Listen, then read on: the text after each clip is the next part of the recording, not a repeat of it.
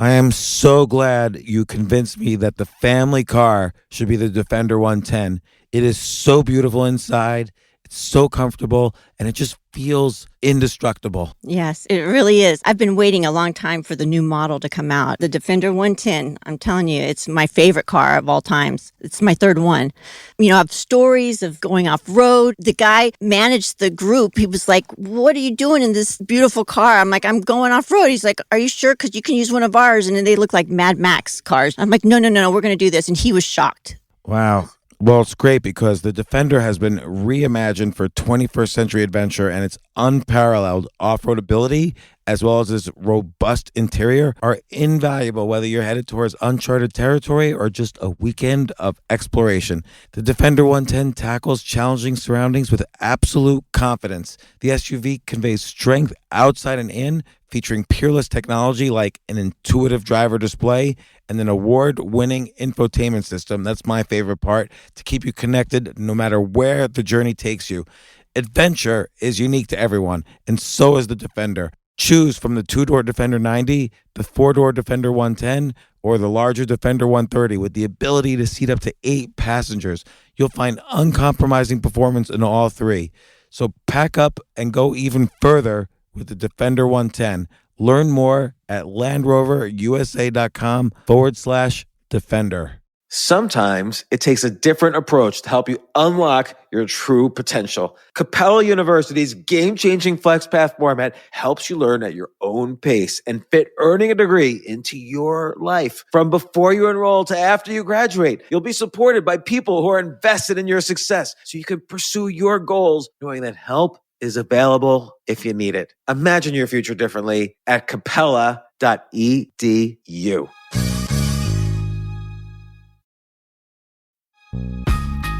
This isn't your average business podcast, and he's not your average host.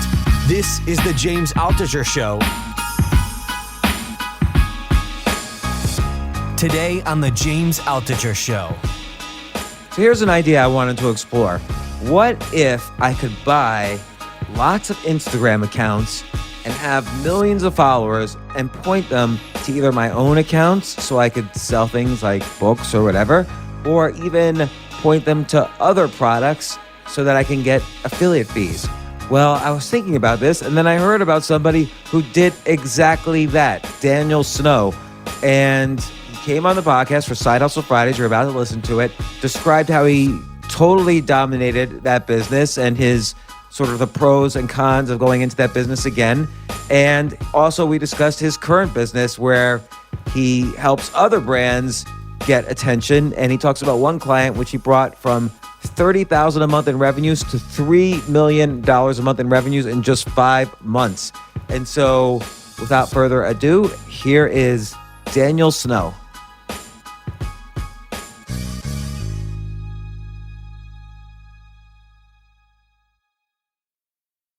All right, Daniel, I heard about you when in the Trends group, and Sam mentioned that you were talking about how to buy Instagram accounts and build up a whole Instagram follower empire and then monetize it. And also, you just told me some amazing stuff about, you know, how you're helping build e-commerce brands. You built one brand from, what was it, 30,000 a month in revenues to they had a 3 million revenue month. So we'll get to that in a second. But I want to build an Instagram empire. So I was looking at this. Well, first off, welcome, Daniel. Thanks for having me.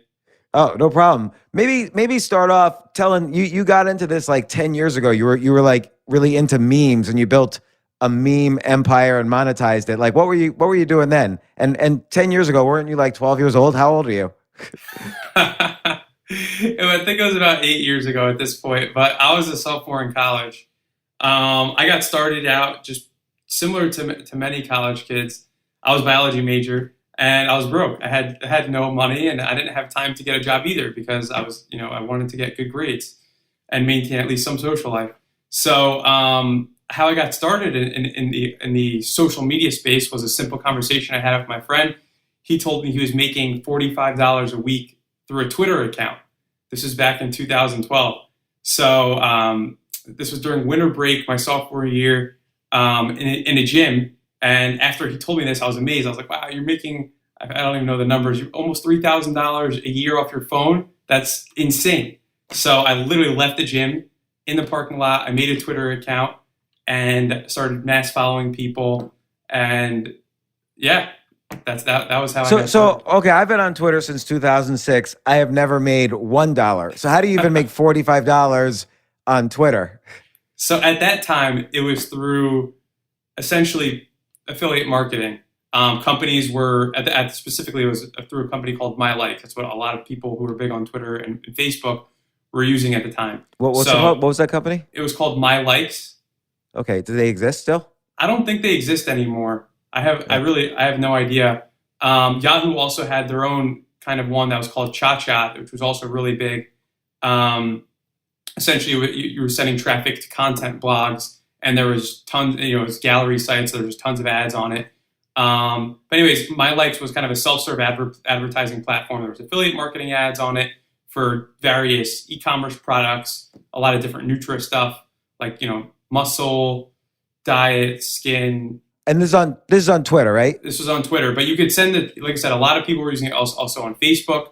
Really, if you had a large following or even on your own website, it was an easy way to monetize it with those types of ads. But a couple of things is, and this is all on Twitter. First, you have to build up a sizable following that's a real, authentic following. Second, you can only build that following and use it for, sending people out to buy products. So affiliate marketing, basically, you're sending people to these other products that you recommend, and you take a cut if they buy. And that's a great way to make money, but you have to be really authentic and sincere about the recommendations, and they have to really trust you and know this isn't just some affiliate kind of scam thing. So how would you build up the following and build that trust and so on? So how I initially built the following, like I mentioned, was just mass following. I remember the first day I followed 1,000 people, and I gained, I think, 350 followers. And I was like, wow, you could do the math, just do this every single day. And before, I didn't know that their Twitter had their limits on it and their algorithms, depending on how pretty much the abuse of mass following people. So once I reached the limit of that, I had to figure out other ways. So then I started. So at the time, I had a fitness Twitter account. So what I realized was that with all these followers, fitness companies would be interested in giveaways, and before the fitness companies were interested in giveaways, before I had a real following, like you said, someone had to had to do it. So essentially, I did my own giveaways with just like different kind of supplements I already had. So what would you do? Just describe a giveaway. So a giveaway would be like, we're giving away, 5 tubs of protein powder. You have to retweet this, like it, and follow us to enter. And then what I would do is I would send it to everyone else who had a big Twitter following at the time that was somewhat related to this interest, and they would promote my contest in response to essentially winning the contest. So I'd send them the supplements, and in return they would promote my giveaway for free, essentially. Okay, so wait, I'm trying to understand. So was it their supplements? So you reached out to them, or? So it was I essentially I was sponsoring it myself, and then once I was able to get big enough, then we started doing it with bigger companies, Vitamin Shop, Quest Nutrition, stuff like that. Started to sponsor it, because all they had to do was give away free products, which is essentially completely free to them, right? To get hundreds of thousands of impressions. So it was a no-brainer for them, and it was great for me too, because now I was able to have these much bigger giveaways and get all these other large Twitter accounts involved in promoting them for a chance to win them. And I'm sorry, I'm such an idiot. I know this is probably really easy, and my brain malfunctioned here. So you would approach you were doing this giveaway, which basically said, "Oh, I'm giving away 10 supplements or vitamins or whatever, and all you got to do is follow me and retweet me, and you're in the contest." That's and then you would pick randomly at the end of the month or the giveaway period 10 accounts, and you'd send them free supplements. And how would you get the large large accounts involved? Like, what's their incentive to retweet your thing? Well, the incentive at the time was I would pretty much just pick them to be the winner. Oh, okay, that's a great incentive. I only had like a few thousand followers. There was no money involved. It was just like win a protein tub, or something along those lines. And so they would retweet your account, and all of their followers would start following you and retweeting. Yeah, so that was one way to growth hack, so to speak. Another one was cross promoting. So once I was able to gain somewhat of a following, say 5,000 to 10,000 followers, which to me at the time could have been 10 million, was just finding other people who share similar demographics and followers, and we promote each other's accounts. So I find, let's say, 5 other fitness Twitter accounts. I promote something that they want, retweet it, shout it out, favorite it, whatever it is, and they do the same thing. And just being consistent that way, whereas I was able to gain consistent amount of followers every day and not spam my account because we were making the content organic. So you would shout out something they posted or tweeted, so people would follow them, and then they would do something for you. Yeah, exactly. Okay. So let's say now, I was able to start getting some money, I don't know, $5-10 a day in revenue, because now I have, let's say, 5,000 to 10,000 followers. And then you can take that money, reinvest it into the larger accounts who wouldn't want to do free cross promotions with you, and then pay them to promote your account. So you'd reach out to them and say, hey, I'd be willing to pay you $100 if you shout out my account. Exactly. So it's those 3 techniques. So contest, cross promotion, and paying for promotion. Yeah. But paying for promotion with like-minded accounts so that it's an authentic audience that's not going to just unfollow you the second your giveaway is over or whatever. Exactly. And then, naturally, as you're growing, your organic posts are reaching a broader audience, then you're now organically gaining more followers in greater and greater amounts as you're growing and having an active audience. So that comes as the 4th step. So then so now you're on Twitter, fitness, doing all this stuff. What was your, we're going to get to memes and Instagram in a second, but what was your peak month doing this? You were, what were you like, you were a sophomore in college. What was how much money were you making per month? At that time? Yeah. Or your peak in that. So the peak of that, we were doing over 100,000 a day in revenue. Oh my gosh, 100,000 a day? Over so in 10 days you make $1 million. Yeah. And how many Twitter followers did you build up to? So now we're fast forwarding 2 years. So what happened? Okay. What eventually what I did was I became very good at understanding how to monetize a following. And keep in mind, this was 2012, 2013, 14, 15. People weren't really educated in all different ways on how to monetize, number one. Number two, a lot of these kids that had these large followings were very young and not very advanced on online marketing or how to build a website or really anything. So there's a huge opportunity there with tons of followers at their disposal, not an understanding on how to monetize, and they want an easy solution. So I became very good at understanding all the different ways you can monetize an audience, and I built, similar to how My Likes had, I built my own self-serve advertising platform for these people through affiliate marketing, but we made it very easy. We built the landing pages, we gave them creatives, etc. And now instead of just my following, I had pretty much everyone on Twitter, all the people who had large followings using my platform to monetize. And then we expanded into Instagram as well. And now we had celebrities, stuff like that promoting.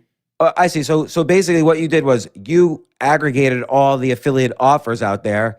Then you would approach, let's say somebody had 400,000 followers on some Twitter account for fitness. You would approach them and say, hey, if you like this product and believe in it, and you tweet about it, here's kind of the affiliate software to track your tweets and who buys this product, and you'll get 50% of the sales revenues of everyone who buys this product. They would sign up. You would take some fee in the middle. So maybe they'd get 40%, you'd get 10%, and the brand would get 40%.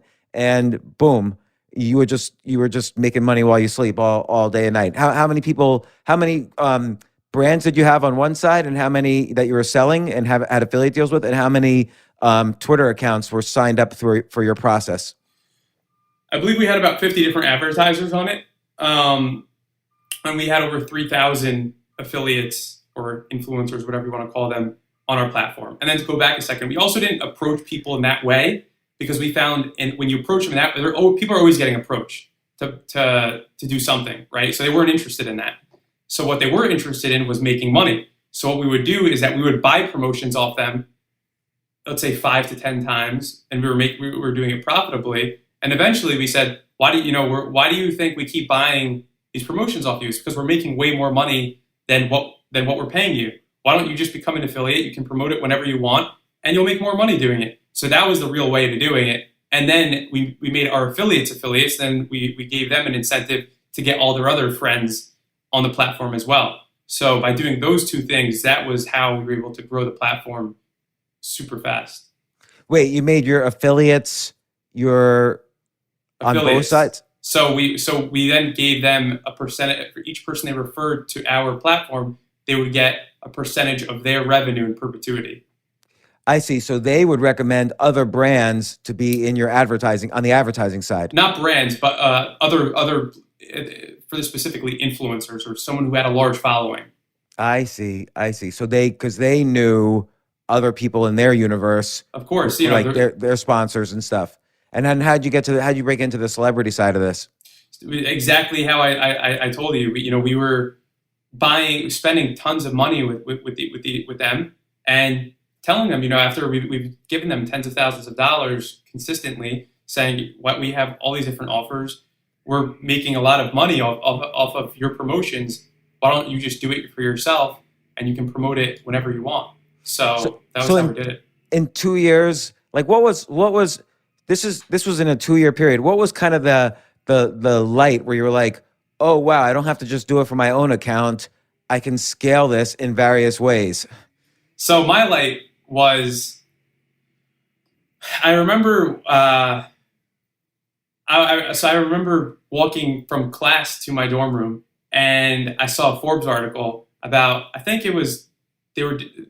these kids on Twitter, young kids like myself, maybe a little older, they were doing, I think it was either $100,000 a month or $1 million a month off Twitter. I think it was probably $1 million a month.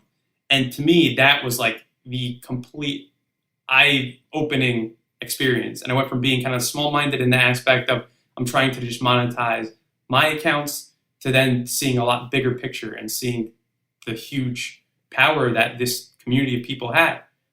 So that was the shift in focus for me. So you saw that what you had of value was not necessarily your following, but the affiliate link. You could put the affiliate link anywhere. You could put it on the side of a bus, and anyone who uses that link, you make money. And so you would basically then contact these kids with these huge followings and buy up their inventory, but with your link, affiliate link, so you're making the money. Yeah, pretty much. And I see. Okay, so after 2 years, you're making $100,000 a day. That's a lot of money. That's like $36 million a year. So we didn't do that for 365 days straight. I think our best month, we did between $2 and $3 million or something like that in revenue. And then what happened to that business? So that business, with different issues with the advertisers, the affiliates, and other stuff, ended up kind of like not, I wasn't so interested in it anymore, because especially with, like I said, the core of our business was at the end of the day affiliate marketing. And if you're familiar, or the audience is familiar with affiliate marketing, there's just so many things that can go wrong. Like, let's say we're doing 100,000 a day. Well, now that advertiser has to process that and make money off it as well. So eventually they said they can't handle all that volume. And then they changed up their whole offer eventually. And then all of our affiliates are getting super frustrated because they don't understand the rational reasons why this happens. They just say, they just get unhappy, right? So, and then it was always just trying to find the next offer or this or that.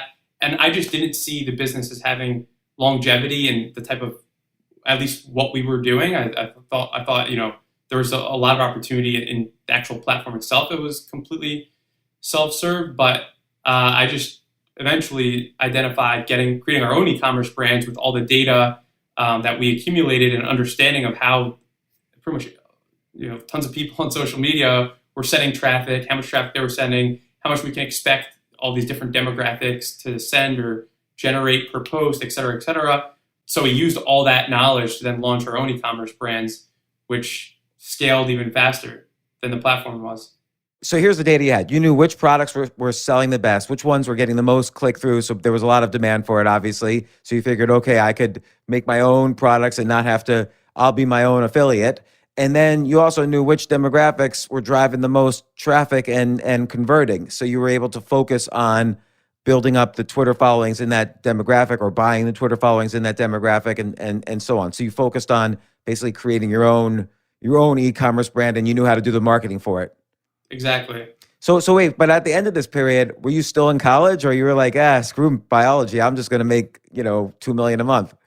So I did finish college. It was brutal. Selma Malek, that last semester almost got me, but I did finish college. Why? Wait, did you? Oh, I need something to fall back on. I'm only making $2 million a month. I might need to be a plumber. I don't know.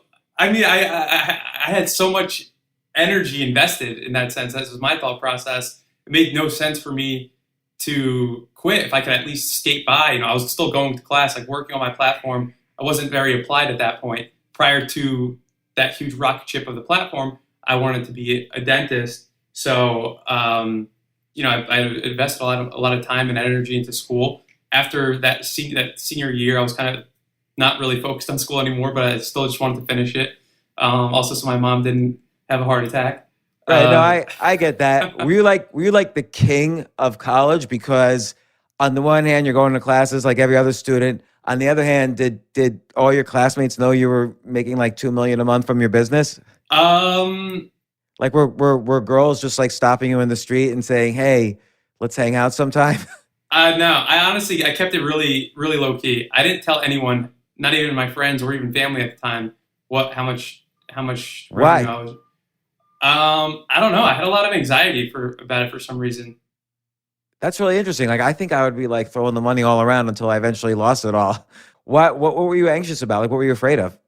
For one, I would say I was mainly afraid of that. Was like the pinnacle of my life, was what I was afraid of. And then once I have that in public, then I need to get, constantly, how can I peak at the age of 21 when I'm in college?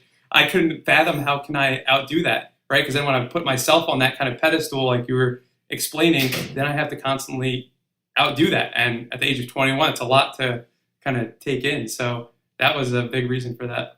Did you have like millions in the bank? Like, would you visit your parents and they're struggling to pay their mortgage and you could just pay off their house and they didn't know?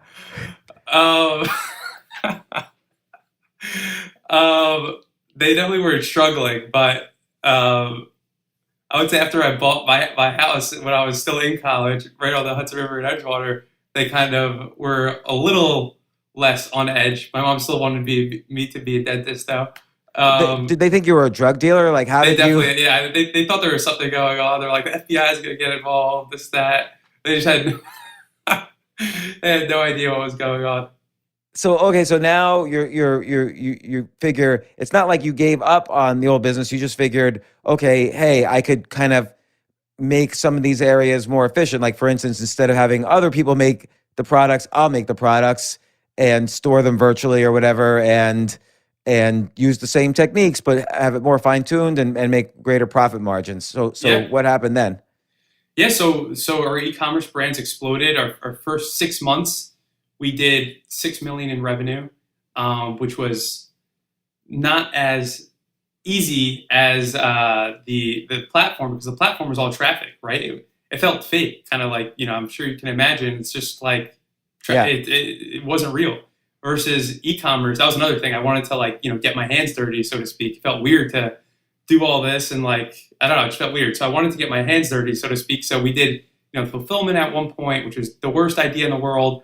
Customer service, full 360 we're doing in-house. So, But now all these things you can outsource, like fulfillment. There's companies like Shipbunk, customer service. Yeah. There's companies that do it. So we should have outsourced it. Eventually we did, but it was crazy because now we're scaling like we were before, but now we had to deal with the infrastructure of it, not just the traffic. So that part was hard. But anyways, then we launched another brand using our same kind of marketing tactics, and that brand for our first 6 months we went from 0 to 12 million in revenue. So our first what was the brand? What was the product? That brand was called Perfect Sculpt. That was a women's shapewear and activewear company. Like a Lululemon kind of thing? No, it was more like sweat. It was like bras, shapewears, and waist trainers and like body sculpting type things. So okay, can I ask some specifics? Like, would you go to Alibaba and find kind of generic women's activewear, and then sort of go to those factories and have your brand on them, and that's what you were selling? For some products, yeah, we weren't like developing and creating our own products. Yeah, like how were you manufacturing them? We were finding manufacturers of products that already existed. For the Would most you use part. China? China was where most of our products were manufactured, just like probably the rest of the world. Yeah. Yeah, so like let's say women's sweatpants, you'd buy them for like $3. Would you have like your own specific design or logo on it? Yeah. Yeah. And then you would sell for like 20 or something? Yeah. Something along those lines. And you had your own store? Would you use Amazon sellers? Would you use eBay? Would you use anything like that? This was all on our own Shopify store. Wow. So, and then how would you do the fulfillment? Like, did you have a warehouse that you would ship to, or were you drop shipping straight from the factory to the customer? We were fulfilling it all out of our own warehouse. Wow. So, so basically, all of this stuff sounds like possible now. Like we're probably up to like 2014 or 2015. But the idea of, let's say, going to Alibaba, finding a manufacturer of pajamas, putting your brand on it, and then using a big Twitter following of people interested in clothes, or in your case, fitness and women's activewear and so on, this is all still doable. Yeah. I would say the one thing that isn't as doable as how we scaled so aggressively through like influencers and these like meme type accounts. I don't think that can be done anymore just because of the algorithm change every platform has had. But outside of that, at the end of the day, what we achieved, the revenue, you can definitely still achieve that through Facebook ads, Google ads, YouTube ads, stuff like that, and combining influencer content, which you can then leverage on those platforms. So when did you get into the meme stuff? Like, and talk about that on the Instagram. So you own you have the biggest rap or hip hop Instagram accounts out there. They're also huge on TikTok. Like, what does it mean? The meme accounts, the algorithm change. Like, what did you do? So what I did was, like I said, I got started in this space through creating these social media accounts. So while I was doing all this, that was still in the background. I never got fully rid of it, and they kept growing larger and larger as time goes. When we moved the platform from Twitter to Instagram, into getting the Instagram affiliates using our platform, I also decided to create an Instagram account. And I noticed an interesting opportunity that WorldStar at the time, which was like the biggest, right, memes and all that stuff, kind of on maybe for my generation, on social media and even the website, they didn't have an Instagram account. So I created a WorldStar Instagram account. I did everything I mentioned before on Twitter. I did the exact same thing. I paid all the big accounts. I didn't do giveaways, but I pretty much just paid all the big accounts to promote it. And eventually got big enough where I was able to now do free shout out trades, cross promotions with those same accounts I was previously paying. And it was able to gain 1 million followers in 2 months. So which account was this that got the 1 million followers? The name of that was Funny WorldStar. Funny WorldStar. And it was just, what was on it? Just funny memes? Memes, videos, yeah. Where would you find them? Like 4chan? Where were we? All over Twitter, Instagram, Reddit. So like, what would be an example meme? I don't know. Like, there's just so many different types. Like a funny picture or a video. Yeah. Like people say, like meme, as in like everything you post is a meme. Not everything's always a meme. For some reason, everyone just associates a large account as being a meme account. We were posting, whatever we thought was engaging for our community. So it was, videos, definitely some memes in there, funny pictures, stuff like that. Mostly just funny though. Yeah, funny, just funny stuff. And so you built up to 1 million followers, which I guess in 2015, 2016 was huge for Instagram. Yeah. And how would you reach out to the accounts and say, hey, can I pay you to shout out my account?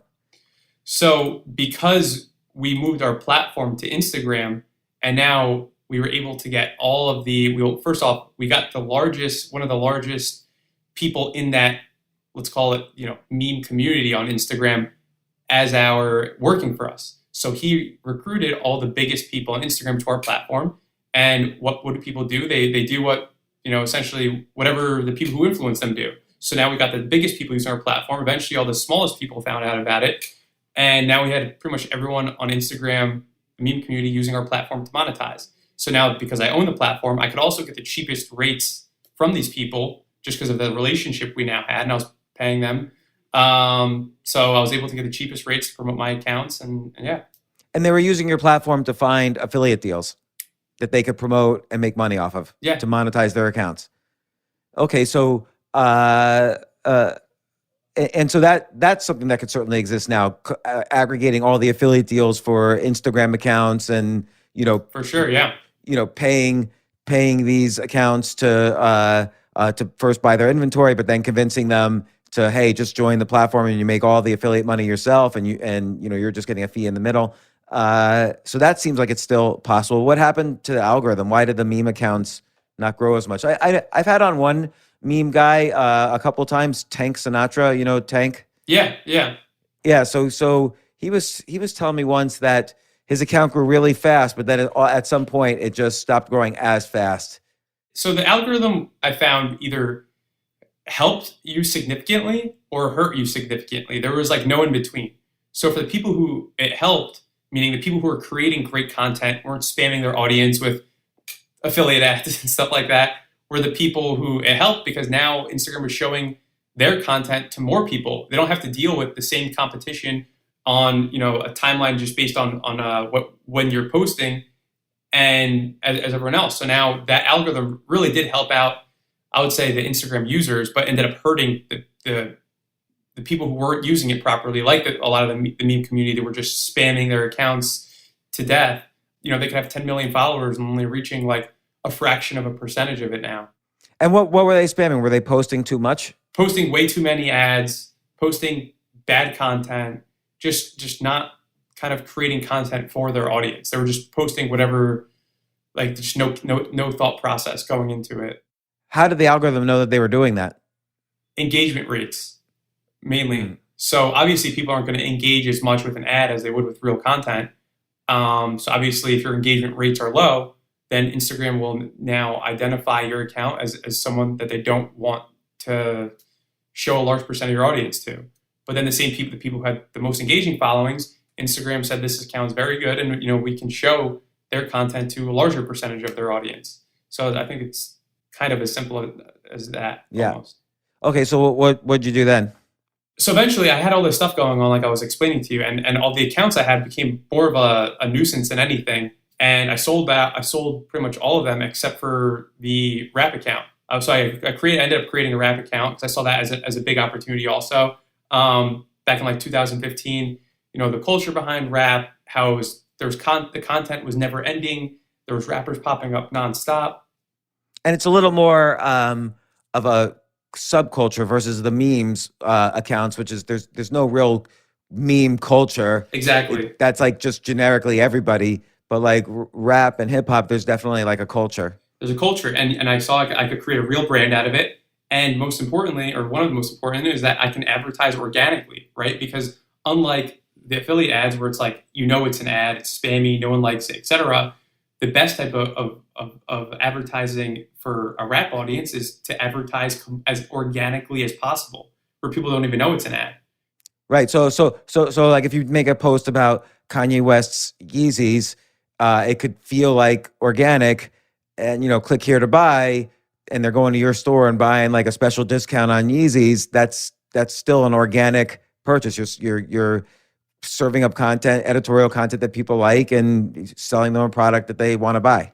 Yeah, or just rappers wanting to sponsor themselves to gain a following, which is a huge, very large amount of artists.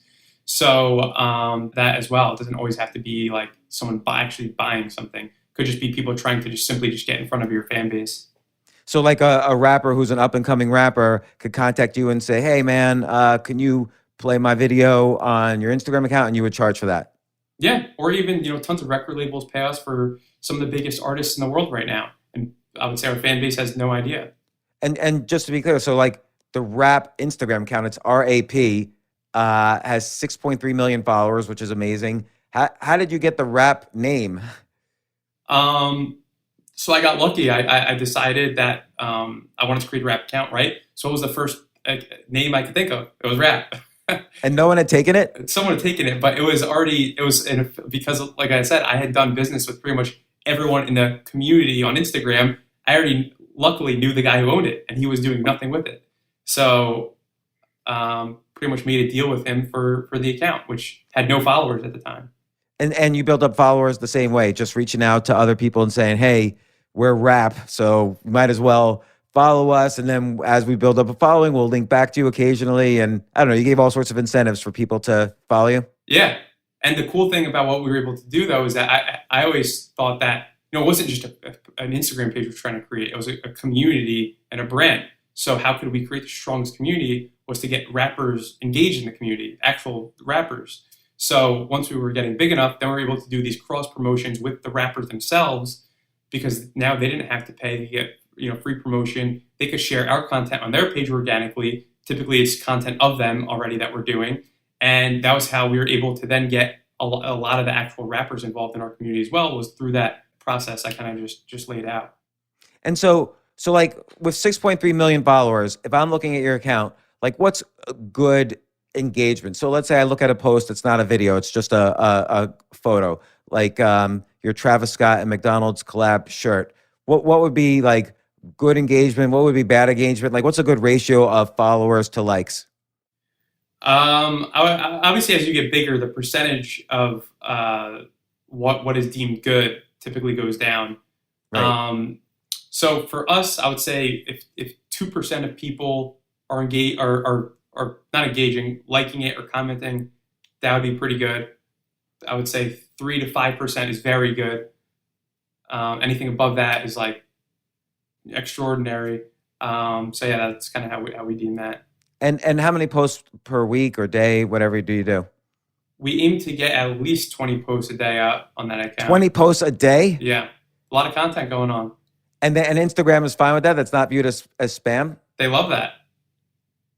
Yeah, because I guess the more you post, the more engagement and clicks. Yeah, and YouTube's the same exact way. Wow, maybe that's why I don't do so well on YouTube. They award the people who are creating the most in an engaging way, right? If we were just posting tons of times and posts were getting no activity, then it's spam. But if people are engaging with it and we're posting a lot, that's the best type of person you could have on your platform. How come sometimes a post just shows me how many comments it has, but not how many likes? That's a new update that Instagram did in the past, 6 months or so, 12 months. It's not for everyone on the platform. It's completely randomized. I still have likes on my Instagram. I can still see everyone's likes, but some people can't see it just because the luck of the draw or unluck of the draw. Oh yeah, like when you click on it, I see this one has 237,000 likes. But when I just put my cursor over it, I can only see the number of comments, 5,000 comments. Oh, I think you might be talking about, it was probably an Instagram reel. So that's something I noticed as well, that when you're on the desktop, Instagram doesn't show how many likes a reel is getting. It only shows the comment. Okay. I'm pretty sure that's what you're referring to. Let me see. Yeah, exactly. It's an Instagram reel. Yeah, that's what I think the Kanye West one you're referring to. Yeah, that's just something really weird I noticed as well. Because if you went on your phone, you would see the likes. But for some reason on desktop, unless you click into it, it doesn't show you the likes. But if you clicked into that, then it would show you the likes. Okay, so you built up this rap one fairly organically, plus using the techniques you used before. Have you ever? When did you start, or did you start buying any Instagram accounts with lots of followers, or like what's the next evolution? Yeah, I started buying a number of Instagram and Twitter accounts. Ended up growing them. Once we have enough followers, we can now cross promote with our own following, and even leverage our following to get other accounts to, instead of cross promoting it to our large account, we'll cross promote it with the new account we just bought. So then it can start growing a large following as well, and then doing the same exact thing.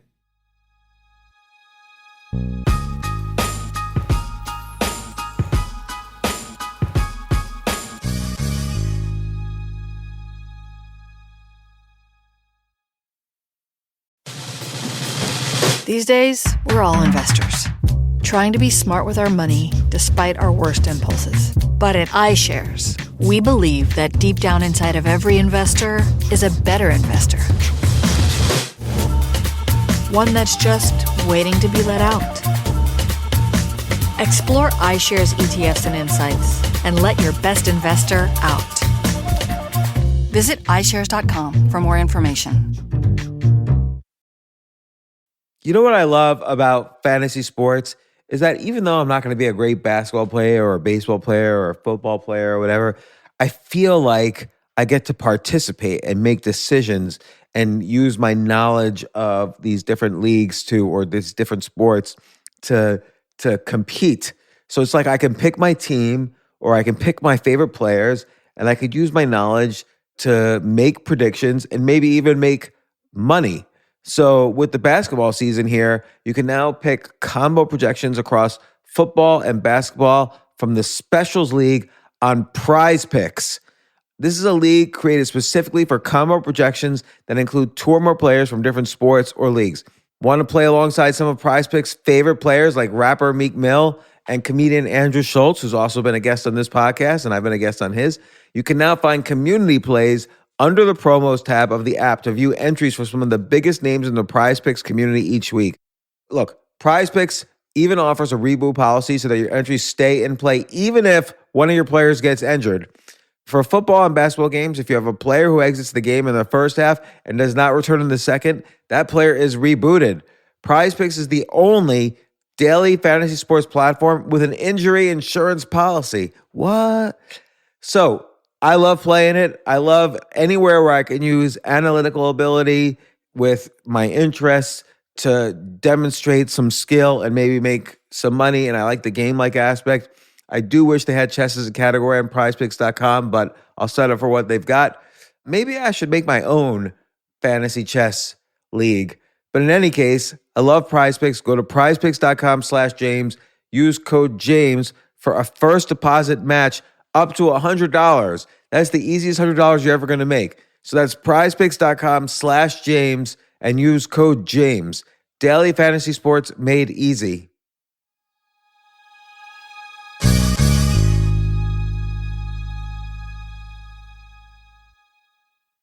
The future of learning is definitely online. Like, it's such BS that you have to spend $200,000 or take $200,000 in loans and go to some fancy school when it's useless. It doesn't guarantee you a job. Most employers, including me, do not care about degrees or grades or anything like that. We want to care that you love what you're doing, that you know what you're doing, in some cases that you have experience or that you're willing to learn. But people in general love learning and are curious. Like, the key to success is curiosity.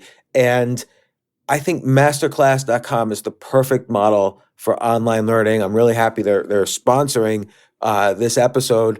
If you're going to give a gift, give the gift of learning. Masterclass makes a meaningful gift this season for you and anyone on your list, because both of you can learn from the best to become your best, from leadership to effective communication to cooking.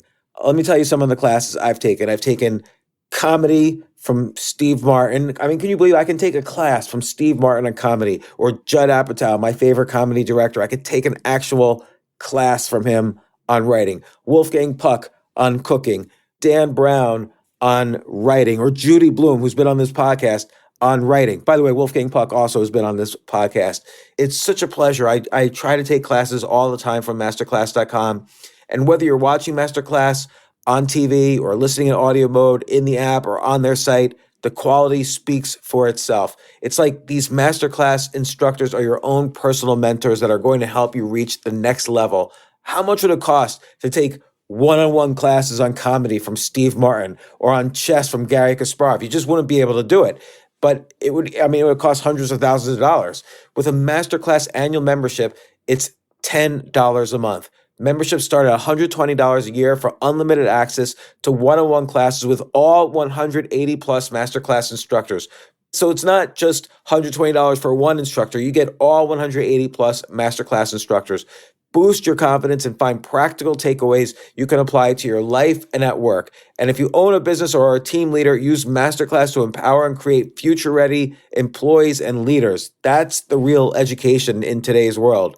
So this holiday season, you can give one annual membership and get one free at masterclass.com/JAS. JAS, of course, stands for the James Altucher Show. So right now you can get 2 memberships for the price of one at masterclass.com/JAS. Masterclass.com/JAS. Offer terms apply.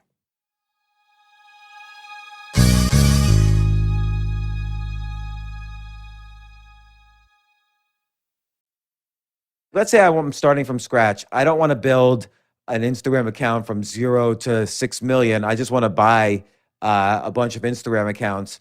How would I go about that? Is there, like, I think there's some exchanges like Tradia or Social Tradia, something like that. Flipmass is one of them. There's platforms out there for sure that people buy and sell accounts. There's a lot of downsides to it though, and it's so easy to get hacked or scammed, and the amount of money that these accounts go for, if they're large, are a substantial amount. So I know people have gotten scammed over hundreds of thousands of dollars of buying an account and getting hacked or stolen or whatever it is, and there's nothing you can do because you don't know who the person is. They could be in the other side of the world, and it's crazy. Yeah, like so what are some like let's say I wanted to build up, I don't know, pick a category. I wanted to build up financial advice Instagram account with 5 million followers. What would I start to do? Or let's say I wanted to build a cooking one. That's more a more common. Build or buy? Buy. So the first thing I would do is I would literally just message the accounts and say, are you interested in selling it? I see. So I'd search for cooking on Instagram, and so I'll do that right now and find kind of generic accounts. A lot of them have brand, names associated with them. But here's like one called Cooking with Fire. It's got 130,000 followers. It's just got pictures. I'm seeing it for the first time ever. So it's just got pictures of food and then some recipes. I don't know how strong the person involved needs to be involved. Let's just say he doesn't need to be involved. What would I do? Message him and yeah, I would message them. Then you can see Instagram now has the suggested accounts that are similar to the account you're looking at. So now you can find, once you find that one seed account, let's call it, you can find tons of other accounts that share similar followers, and then you can get tons of different accounts there, as well as seeing who that account is following, because odds are they're probably following other large accounts that share similar demographics. So I would contact like 50 different accounts. Yeah. Make offers. And so let's say let's say someone has 130,000 followers and a decent ratio so you think the engagement's real, and you look through the followers and they look like they're from the US and they're legit and not bought and so on. Which also you could tell from the engagement percentages anyway. What would you offer? Let's just say 100,000 followers. What would you offer? It would have to depend on the engagement rate. Let's say with 100,000 followers, they're getting 3,000 likes so 3% per post, and like a couple hundred comments per post on average. Somewhere between $5,000 to $10,000, an account like that typically goes for, I would imagine. And why would they sell? They've spent all this time, like a year, building up such a great account. Because they're probably the exact kid that I described I was when I was 19 years old. I see. You were trying to make $20 a week. And so now for someone coming here, saying, here's 8,000. Yeah, think about that. That's. I said I originally was trying to make $3,000 a year. That's 3 years of work. So let's say 10 people accept my offer of all the same criteria, and so now I have 1 million followers across 10 accounts, and I've spent $80,000.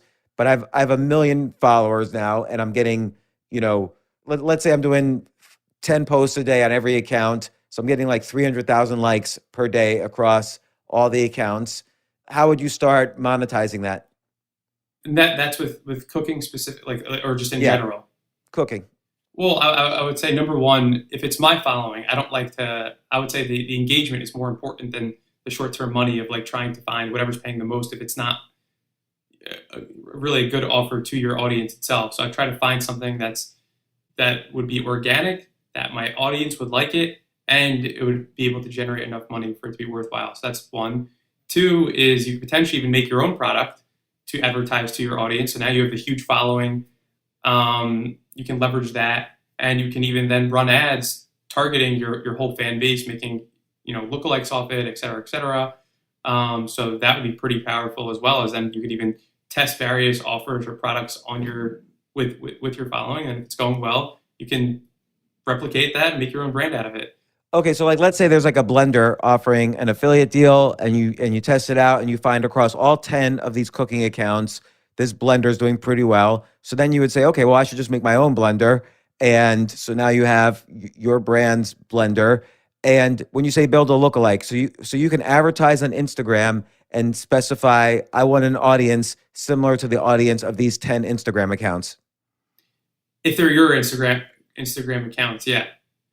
At least Facebook gives you the ability to do that in some. Well, actually, no, sorry, you can't do that off.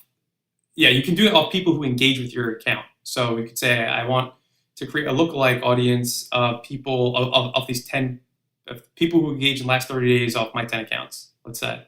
So this seems pretty straightforward. Like if someone were to do exactly what we just said, they'd probably be able to buy, if they approached like 100 Instagram accounts about cooking, they'd probably be able to buy 10 of them. Let's say a blender goes for like $80 and you're making a $20 affiliate fee and it's pretty good engagement. What would you expect to make off of a good offer in terms of gross revenues? Like if it's your product or someone else's product? It's tough to answer because it's such like a general. Or what would be a good offer? Like what, regardless of product, like what would you say? Oh, that was a good offer. I would say in terms of the engagement rates and the amount of which you can quantify in terms of likes, comments, and eventually link clicks. What is a click-through rate? So typically, is you could say is the click-through rate would quantify how engaged your actual audience is in the product itself. Yes, like 1%. Yeah, well, 1 to 3% is what I see is typically pretty good. And then if the click-through rate's 1%, so now you have it's about 10,000 people across all 10 accounts and 1 million followers clicking through. And then what percentage of those would you expect to buy the product? 3 to 5% would be really good. Okay, so like so 300 people, and you'd make like $6,000 an offer. And how many offers a week would you do across the platform, across your network of Instagram accounts? It depends how many times you're posting. So if you're posting like 20 times a day, right, then one post a day isn't very harmful to your audience. But if you're only posting once a day, then that would be bad, right? So it depends how often you're posting, I would say, to determine how many times you want to promote an offer. Yeah, so even if you're posting once a day for offers, even though you're doing 20 posts a day for other stuff, and you're making, let's say on average, $5,000 a day, and you just spent $80,000 for all these accounts, you're going to make back your money really quickly, and make about a little over 1.5 million in that year just posting one offer a day. If that really is all your average, how much money you generate and so on. So that's not bad, and that's a business that's doable like right now. I would say those numbers would be a little tough because I think those numbers are also based off like click-through rate of your entire following. But it's really, let's say, click-through rate of people who are engaging with engaging with the post. So those numbers I think would be a lot smaller, but it is doable right now. Yeah, and then you can use that, whatever money you're making per product, you could use that to figure out how much you're willing to spend on an ad. Like if you're making $3,000 on an offer, you could spend $2,000 on an ad. Yeah, and then what people do is, obviously now let's say you have your own network, right? You then go to what I said previously, and I say, let's say you have food accounts, but those 90 people who didn't want to sell their account, well, I'm sure they want to sell an ad to you, and if you know how much they're selling for now, how much you can expect to make based on what your account would probably sell a post for, then you can just buy traffic off them and send it to your page, so you're getting followers from them and you're getting traffic and sales from them as well. And do you hire people to produce the content for all your accounts? Like if you're posting 20 times a day, you're not making all those posts. Do you have like... Yeah, we have a whole team of people. Yeah, and that's just off one account. So we have like on all the different social medias at this point, like, I don't know, 10 to 12 accounts. So we have a team of 10 people that are running all those various accounts, making content, engaging with the followers, etc. I mean, I love this idea. So whatever it is you're interested in, let's say you're interested in basketball, you would just go out there, buy a ton of basketball accounts, and then there's so many different things you could sell on that, like, I don't know, jerseys or basketballs or... Yourself. You could make yourself into a basketball influencer, Yeah. Like, so you which is could what people are create, doing. Yeah, I could create James's basketball tips, yeah, and everybody, all my network of accounts can shout me out like, oh, here's James's latest exactly. tip, that he shared exclusively with us first, Look, and or then you can whatever. say, look how James got a 40-inch vertical and how he's windmill dunking the ball down. It's true. They say white men can't jump, but I'm proving them all wrong. There you go. Not, That'd be pretty explosive. That'd yes. be a good offer. So how many followers across all of your social media accounts do you have right now? Currently, have 13 million. 13 million. And you don't use anything like Social Tradia. So I just looked it up. So it's socialtradia.com sells Instagram accounts, for instance, but none of them really have great engagement. I mean, maybe they do. Maybe I didn't really explore it that much, but you wouldn't use an exchange where people put up their Instagram accounts for sale and then. I mean, I just, for one, it's really hard for me to trust buying an account off an exchange, off someone I don't personally know. Just because, like I said, I even personally had very bad experience with being hacked. Even I bought an account on an exchange, and 6 months later, after you're putting in all the work, you're growing it, etc., you wake up and the account's gone forever, and it's 15-year-old kid in some other country in the world. So dealing with that unknown, and knowing that in the future you can be hacked by the original account owner, and there's nothing you can do about it, and you just wasted all your time and money and energy. Personally, that's why, like, I probably, unless I really know the person, then I wouldn't buy an account and invest a lot of money into it. But if I'm just getting into this, I'm not going to really know anybody. I guess I could reach out to the cooking accounts and talk to them and see who I can trust. And I saw you made a suggestion in one of the groups. Make sure you get the original email that was used to sign up for the account, because the original email person could always steal that account back. But yeah, like, or you should do you ever do this as a service? Like, I'd pay you to develop get me a million followers on Instagram. We don't do it as a service, just because That's hard work. It's hard work. But going back, yeah, if you get the original email, then you should be safe.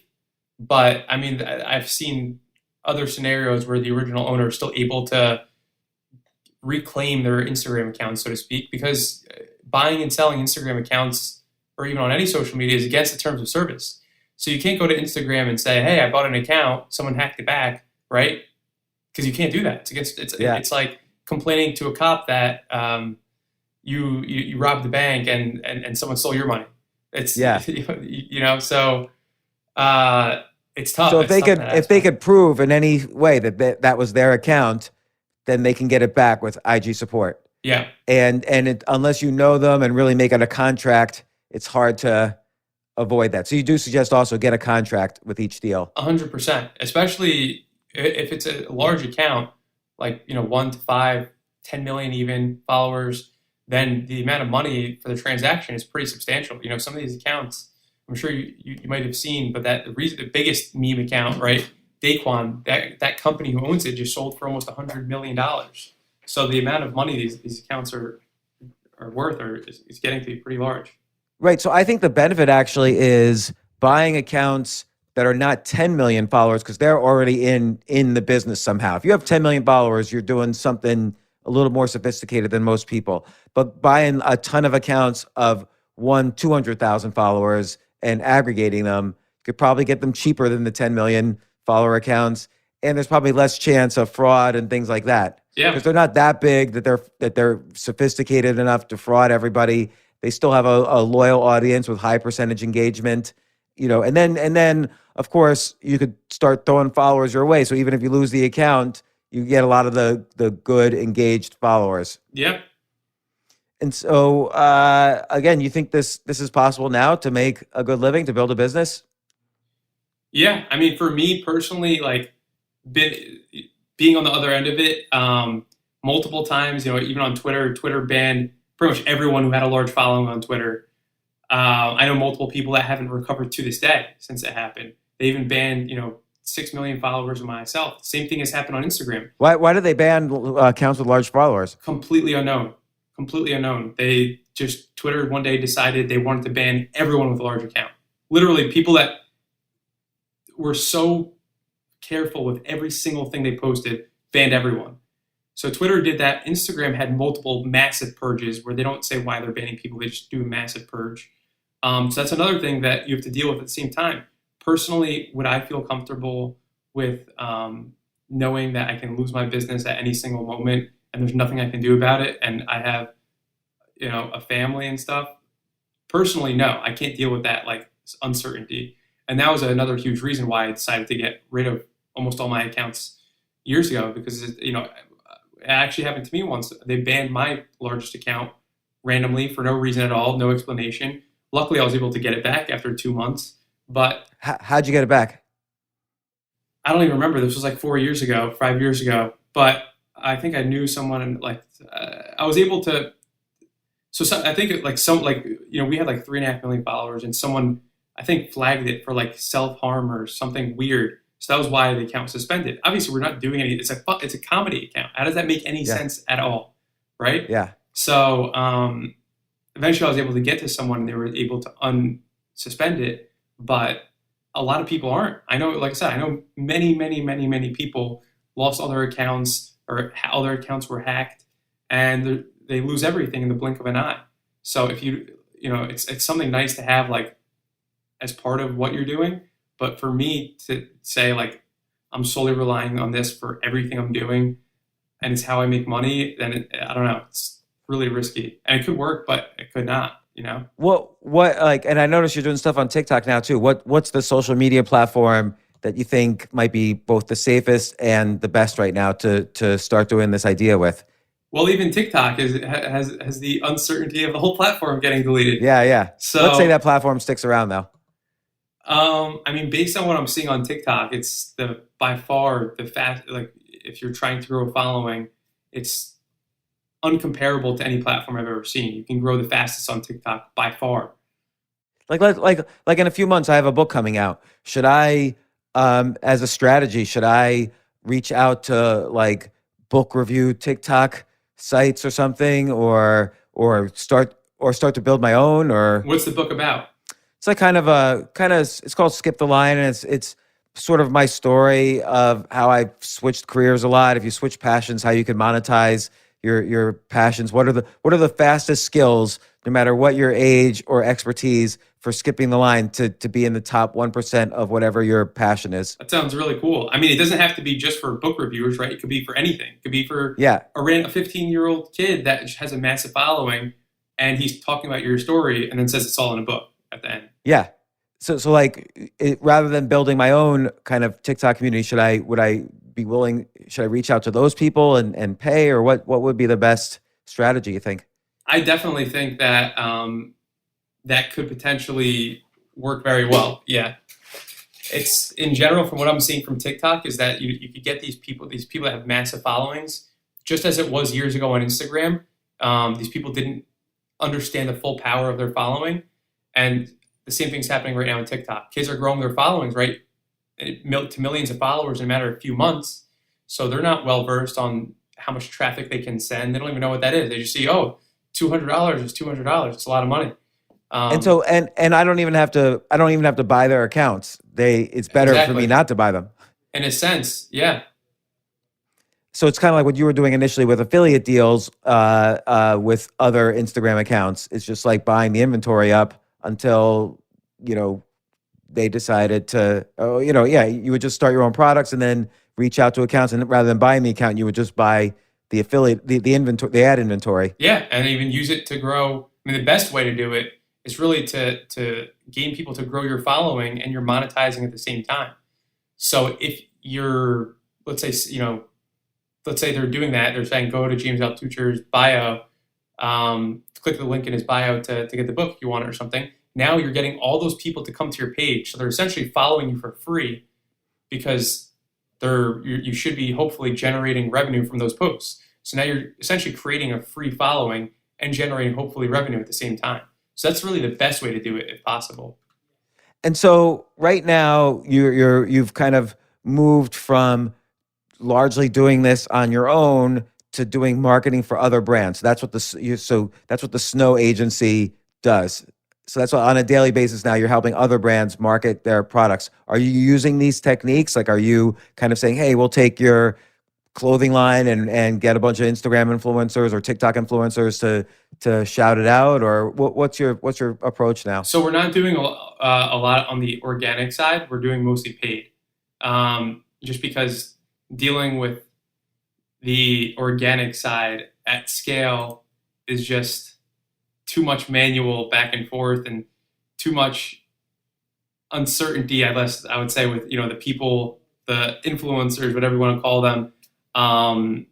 You have to rely on them for a lot of things, and they don't always deliver on time. So it's just we advise our clients on everything I'm mentioning and let them know what we need to make our campaigns profitable. But we don't do all the manual labor of like going back and forth, negotiating prices, all that stuff. So like, what do you mean? Like, what's the organic side? Like, that's reaching out to influencers and organic, and trying to get them to organically like a product, or do you pay them? You could say you could pay them, or just posting, or in return for a product, just in general, any of the stuff with influencers or micro influencers or any like manual back and forth communications with those people, we don't offer as a service, but we give the strategies to our clients on who to go after if we think it'll be meaningful, etc.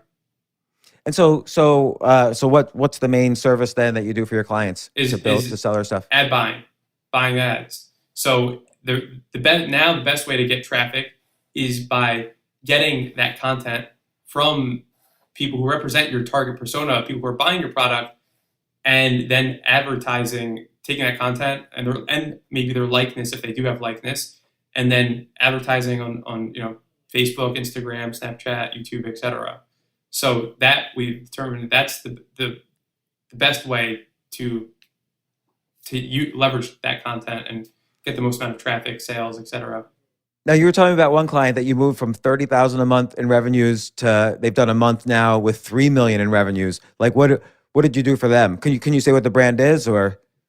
Yeah, that brand is called Hollywood Hair Bar. But that was all through ad buying, email marketing, SMS marketing, funnel building. Like email marketing, you would reach out to an email list for people interested in that type of product, and you would buy. We weren't doing that. Like growing their own email list and sending them offers and getting them engaged with the product and different offers and stuff like that. How would you build their email list? Through traffic. People come to the site, there's email pop up, or anyone who buys the product, obviously, or abandons a cart. At scale, you're growing that email list. Similar to how I said, actually, it's the same exact thing in a sense. Similar to how I explained how organically you were growing your following for free. An email list, if you think about it, is actually that same exact thing. You're not you're not buying traffic for them to sign up for your email list. You're buying traffic for them to buy your product. But the email list is essentially grown for free at the same time alongside that. So that's. I see. So you started off advertising them where, like on Facebook, Instagram, stuff like that? Well, yeah. So they would sell product, and they might even break even at that point, but you're building your email list, and once you have the email names, you could target for free that email list again and again. Mm-hmm. Sometimes you put straightforward editorial content on it, but sometimes you sell things, and there's a life. So when you advertise to get a new person on your email list, that person has a lifetime value, and you're able to spend enough to make sure that the lifetime value is profitable. Yeah. And were they? I mean, how long did it take them to go from 30,000 in revenues to 3 million a month? I believe their 5th month they hit that. Oh my God! Like, that seems incredible. Yeah, it was incredible. She moves and very fast. And the main thing was emails, or did they jack up the prices on their products, or what did they do? They didn't jack up the price of their products. It was through a combination of everything. Like I said, it wasn't a single thing. It was everything coming together. So consistently getting us new content, us increasing her on-site metrics, our average order value, conversion rate, et cetera, which then allowed us to spend more money to acquire customers on different ad platforms, as well as email marketing, SMS marketing, and having great products. So, the retention rate of customers is high when we're doing offers or new products, et cetera, et cetera. And then, compounding effect of doing that for 5 months, we were able to get those metrics at almost a 3x return on ad spend. Wow, that's great. So, all right, well, Daniel Snow, how can people find you, particularly if they want to hire you? If you want to, social media, my Instagram is Dapper, Dapper. Twitter, I am Dan Snow, or if you want to email me, it's dan@thesnowagency.com. I'm going to start reaching out to Instagram accounts and buying them. This seems Let me know how it goes. yeah, like, so, okay, to protect against fraud, though, get the email that they signed up with, get a contract. I have to do due diligence on the engagement, like make sure they don't have fake followers and stuff like that. Like I've seen that in email lists where people will just duplicate an email list and try to sell it. And that's a big scam in the email list, exchanges and stuff like that. And yeah, and then just be careful of Instagram. Maybe the way to do that, of being careful of having accounts shut down, is just by having lots of accounts, diversifying across lots of accounts. Yeah. That's it. All right. Well, Daniel, thanks so much for coming on the podcast. Absolutely. Thanks for having me. Hopefully your audience gained some type of insight into the world. Yeah, I hope so. They definitely will. This is great. Awesome. So let me ask you, like, what should I do I have like 78,000 Instagram followers. I'd like more. What do you think I should do? I would do exactly what I said. Everyone always asks me, what's the the magical secret? How do you grow followers so fast? The only way to do that is by paying the large accounts to promote that's really the only way. And then eventually, once you get big enough, then you start growing organically. Because then Instagram, puts you on the explore page. People are DMing your content to your friends, etc. Like our rap page, for example. I invested hundreds of thousands into growing it, but now we grow 5,000 to 10,000 followers a day for free organically, because we're getting per day a few 100,000 people DMing our content to their friends. So I think I don't post enough content. That could do it. Like I'd have to figure out ways to, I have 25 books worth of content. I should just figure out more ways to monetize it or do infographics around it. Yeah. So you're saying post multiple times a day is not a bad thing. Yep. Even though it'll lower engagement at first, probably. Like my percentages will get lower probably because nobody's going to just like everything. You'd be surprised. And then reach out to big accounts related and say, hey, I'll throw you like $100 or $200 if you shout out my account or shout, Exactly. So, and that doesn't seem like, it's not like buying account. You know how like there's some companies that will just sell you followers. I don't want to do any of that because that seems scammy. Don't do But these are legit followers who will be legit engagers, and that's it. That's it. And is there a service that will do it for me, or I got to do it? I'm not sure if there's too many services out there that will do it for you. There's kids that can do it for you potentially.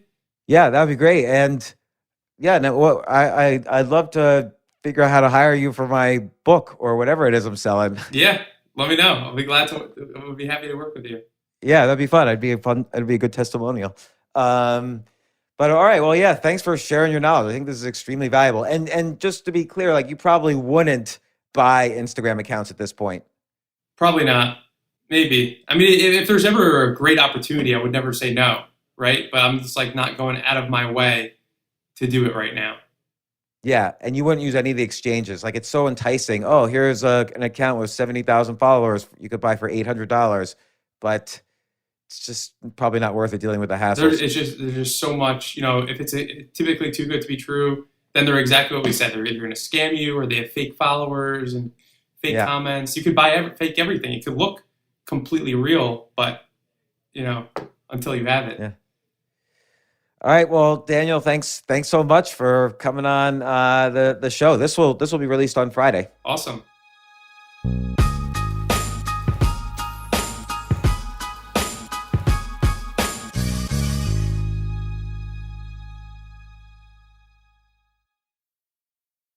At FedEx Office, we're here with the holiday cheer and expertise to help get your small business's to-do list done. Let us help you slay the holidays with the products, services, tools, and timelines that will make your business bright.